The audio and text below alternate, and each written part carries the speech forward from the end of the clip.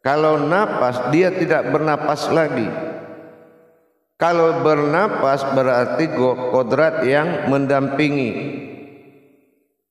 yang memiliki kehidupan lain. Itu dinamakan bernapas. Kalau zikir napas hanya ada pada napas yang berzikir, bukan bernapas dengan zikir. Kalau bernapas dengan zikir itu akan memaknakan, yaitu ada kata masuk dan keluar. Nah, sementara kalau yang napas adalah naf'ash, yaitu nama batin Allah.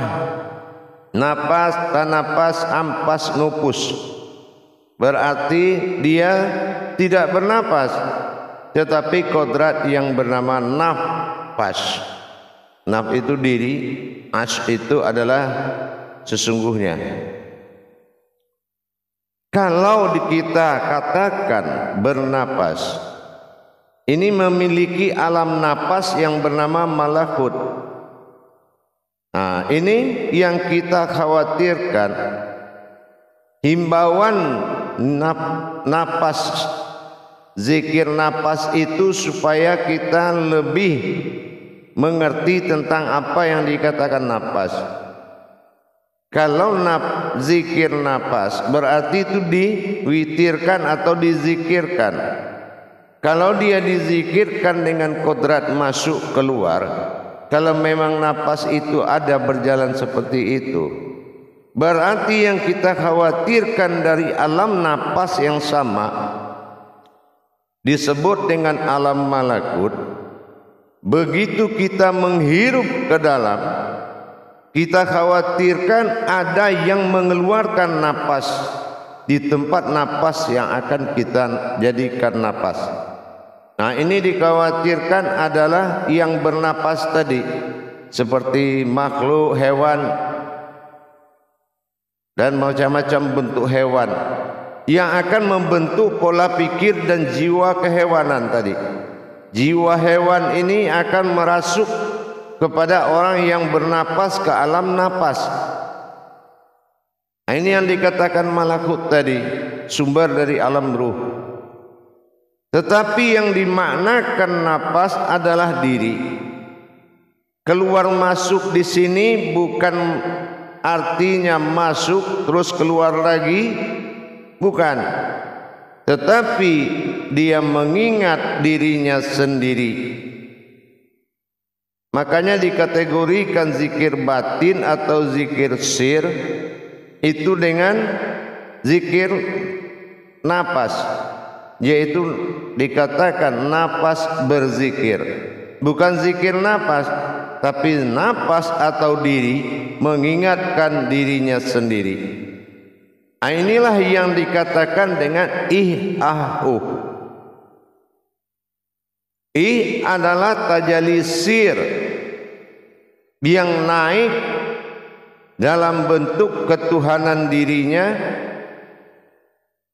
dan adalah wujud yang turun ke dalam alam kosongnya, dan adalah himpunan pertemuan yang dihubungkan oleh batin antara ih dan Ih adalah sir yang menjadi aku, dan adalah kodrat yang berasma, atau yang dikatakan kodrat umat yang dijadikan oleh ih. Jadi terjadilah hubungan batin umat dengan batin Tuhan, dihubungkan oleh batin Ahmad yang dinamakan dengan Ahmad. Mat di sini disebut dengan kata ma'i. Ma'i itu artinya adalah engkau. Nah, ini kodrat dari ahnya. Sementara itu adalah aku. Nah, disinilah terjadinya sebuah zikir yang tertinggi, yaitu zikir sirri, menyatakan bahwasanya aku mengikuti engkau dan aku adalah engkau. Nah, ini dinamakan ya ma'i yahu. Ya ma'i, begitu ini tadi dihubungkan oleh batin hu, ya, dihubungkan oleh batin hu, maka ini sudah menjadi sebuah kodrat, ya, menjadi sebuah kodrat. Engkau itu aku juga, yang berwujud sebuah diri. Itu yang nafas. Nafas adalah diri yang wujud dan maujud sebagai engkau. Dan disinilah ikatan batin diri rahasia. Dalam penampakan batin tadi, uluhiyahnya adalah kehidupan Allah atau hayatnya, yaitu maujudnya diri yang dinamakan diri, itu adalah kita. Jadi dengan bertajalinya antara kodrat dengan disebut persatuan dan pertemuan ini dinamakan dengan pertemuan batin. Makanya ikatan kita dengan Sang Khalik itu adalah batin. Asma Allah pikulan diri yang membawa kemanapun kau pergi, tapi diri adalah napas yang hidup sebagai kodrat sir'ih. Nah, inilah yang menjadi perbedaan tadi. Jadi kalau kita ingin dikatakan zikir napas, itu adalah aku yang mengingat diriku sendiri. Dua titik, yang satu titik wujudnya alam sukun, yaitu maujud jasad. Yang kedua adalah sebuah wujud diri dinamakan hu atau aku. Nah, ini adalah dari kekuatan dan rahasia. Kekuatan yang rahasia. Ha, u. Ha aras, kekuatan, u domah alif. Jadi disinilah engkau kembali kepada sifat hasil pertemuan antara menyatunya zat dengan diri sir, maka terjadilah hayat kehidupan pada ma'ani yang disebut dengan ma'i. Nah, ma'i itu adalah ma'ani, yaitu kodrat, iradat, ilmu, sama, basar, kalam, hayat. Kehidupan diri al-haq itu disebut dengan ma'i. Tapi kehidupan ma'i itu kalau kita lihat dari wujud, dinamakan asal muasal dia nafas, karena dia adalah sebuah wujud batin, ya, sebuah wujud batin yang menyanggal dua titik tadi, titik dan titik Ini yang dinamakan dengan batin. Nah, batin ini di dalam batin yaitu ada dinamakan dengan sirhu, rahasia, yaitu ini yang menjadi al-malukhal al-ruhul fil azam, yaitu sebuah sumber nyawa yang berkodrat angin.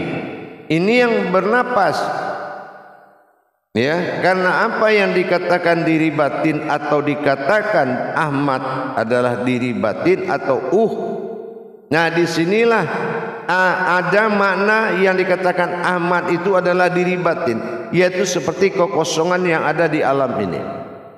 Ini kosong.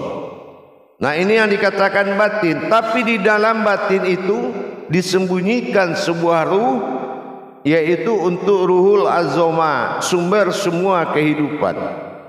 Ini yang dikatakan ruh. Ini yang bernapas, kepada diri. Tapi diri adalah napas, nafas. Jadi di situ diri ada nafas, ada nafsahu, ada nafsihi, ada kodrat daripada nafis, dan banyak lagi. Makanya dikatakan zikir nafas itu banyak, tapi nafas berzikir itu tidak banyak, karena dia mengingat dirinya sendiri. Inilah wujud dengan sukun, kosong dengan sebuah ada dan tiada.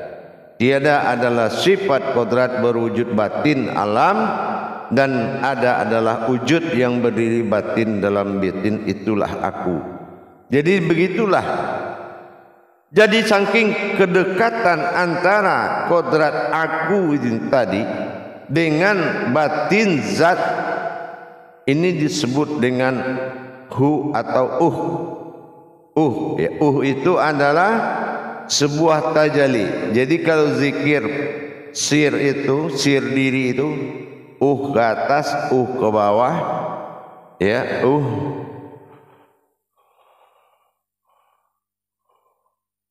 Jadi ini adalah tajalli hayat batin, tajalli batin yang mengeluarkan, menjadikan sebuah kehidupan, namanya kehidupanku. Jadi dengan demikian, kalau sudah kita tahu dari sekarang, napas bukanlah yang bernapas. Jadi kalau zikir bernapas ini ditakutkan, dikhawatirkan mereka itu mengalami proses batil yang menghirup napas yang dikeluarkan oleh makhluk lain seperti hewan dan lain-lain yang akan merubah jiwa dan akhlak hewan. Kenapa? Karena dia mendapatkan pernapasan dari sebuah ruh. Nah, ini yang dinamakan dengan ruh. Jadi kalau ruh itu alamnya malakut. Nah, jadi kalau alam malakut, semua makhluk pun bernapasnya ke alam malakut, kecuali nafas itu memiliki kodrat diri, Nah, kalau sudah kodrat diri, berarti dia mengingat dirinya dengan mentajalikan zat awal mula jadi untuk sekalian alam, asal mula diri jadi untuk sekalian sifat. Inilah Asmaul Husna. Jadi kalau asma dilahirkan oleh husna, husna itu adalah sifat. Jadi kalau umpamanya Allah sudah bersifat bagi diri, ini dinamakan husna. Dan Allah yang berasma bagi diri dan zahir, ini dinamakan asmanya Allah. Makanya kalau kita lihat di Al-Quran, kenapa Asmaul Husna itu tidak dituangkan dalam Al-Quran? Karena adalah husnanya yang tidak ada di Al-Quran, yang ada itu asmanya. Husnanya adalah kodrat. Jadi dengan demikian, para hadirin dan jamaah sekalian, kita kalau sudah bisa membedakan napas dengan bernapas, maka hidup kita akan selamat. Jiwa dan watak kita tidak bernapas kepada napas yang dikeluarkan oleh hewan. Karena bahayanya, satu kodrat batin depan kita yang kosong, di dalamnya ada kodrat ruh atau angin yang menjadi ruhnya alam, ruhnya makhluk, ruhnya sekalian yang diciptakan.